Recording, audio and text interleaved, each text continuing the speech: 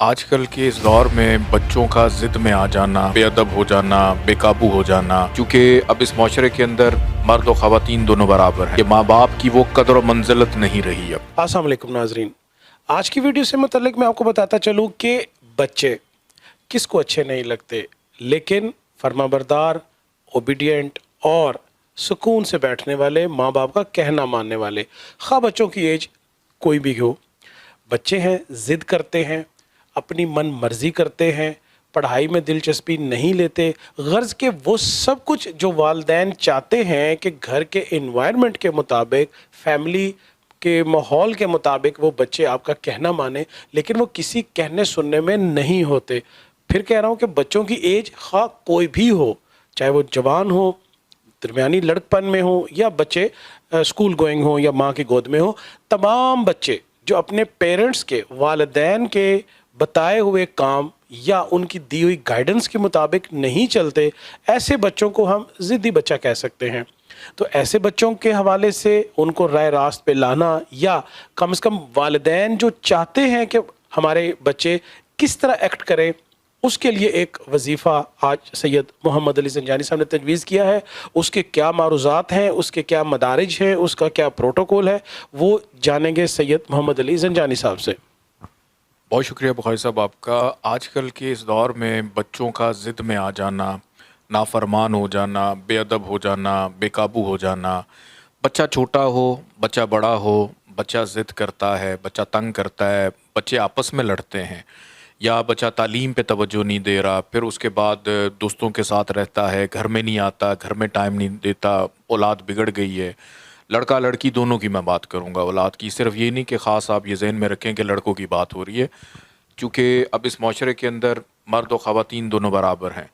پھر کئی دفعہ ایسا ہوتا ہے کہ آپ نے اپنے بچے کی شادی کر دی ہے، شادی ہو جانے کے بعد وہ بالکل اپنی بیوی کا ہو کے رہ گیا یا بیوی شوہر کی ہو کے رہ گئی کہ ماں باپ کی وہ قدر و منزلت نہیں رہی اب۔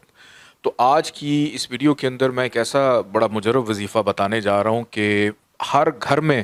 یہ ہونا چاہیے۔ آپ چھوڑ دیں بچہ بڑا ہوگا، کب ہوگا وہ اللہ کے کام ہے، اس کا جو نصیب ہے وہ آگے لے کے چلتا رہے گا۔ ہر ماں کو یا باپ کو چاہیے کہ منگل والے دن 9 مرچیں لیں، 9 مرچیں لے کے ہر ایک مرچ کے اوپر آپ ایک دفعہ سورہ تحریم پڑھیں، اور 9 مرچوں کے اوپر آپ 9 دفعہ پڑھیں، اور پڑھنے کے بعد 7 دفعہ بچے کے سر سے سیدھا اور 7 دفعہ الٹا وار کے آپ ان مرچوں کو کہیں پہ بھی مٹی میں ان کو دفنا دیں یا مٹی میں دبا دیں۔ اس سے یہ ہے کہ بچے کے اندر وہ جو ضد ڈیولپ ہونے والی جو کیفیت ہے، بچے کے اندر جو نافرمانی پیدا ہونے والی کیفیت ہے، بچے کے اندر بہت زیادہ ایگریشن یا انگزائٹی پیدا ہونے والی جو کیفیت ہے، پھر ایج میں آ کے ہارمونل چینجز ہوتے ہیں، اس وجہ سے بھی بچوں کے اندر ڈسٹربنس آتی ہے، ضد آنی شروع ہو جاتی ہے۔ بلکہ یہ وہ مائیں بھی کر سکتی ہیں، وہ افراد بھی کر سکتے ہیں کہ جن کے بچے کئی عرصے سے، کئی سالوں سے اپنے ماں باپ کو پوچھتے ہی نہیں ہیں، ان کو دیکھتے ہی نہیں ہیں، ان سے بات ہی نہیں کرتے ہیں، یا کہیں چلے گئے ہیں، اور اس کے بعد انہوں نے بالکل اپنے والدین کو بے یار و مددگار چھوڑ دیا ہے کہ آپ ان کی نیت سے صرف منگل والے دن اس کو پڑھا جاتا ہے، آپ ظہر کی نماز کے ساتھ اس کو پڑھ کے تو آپ اس عمل کو بجا لائیے۔ اول آخر 14 دفعہ درود پاک لازمی پڑھ لیجئے گا، اور اس کی ایک چھوٹی سی زکوٰۃ ہے 9 روپے کی، وہ ضرور نکال دیجئے گا۔ بہت شکریہ۔ کم سے کم گزشتہ ویڈیوز کے مطابق اگر میں اندازہ لگاؤں تو یقیناً یہ وظیفے کا جو فائدہ ہے یہ ان تمام والدین کو ہونے والا ہے جو زنجانی صاحب نے جس کی تفصیل بتائی اپنی اولاد کے حوالے سے۔ اگر وہ پریشان ہے، اس کے کسی رویے کی وجہ سے پریشان ہے، تو یقیناً یہ وظیفہ نہایت کارآمد ہونے والا ہے۔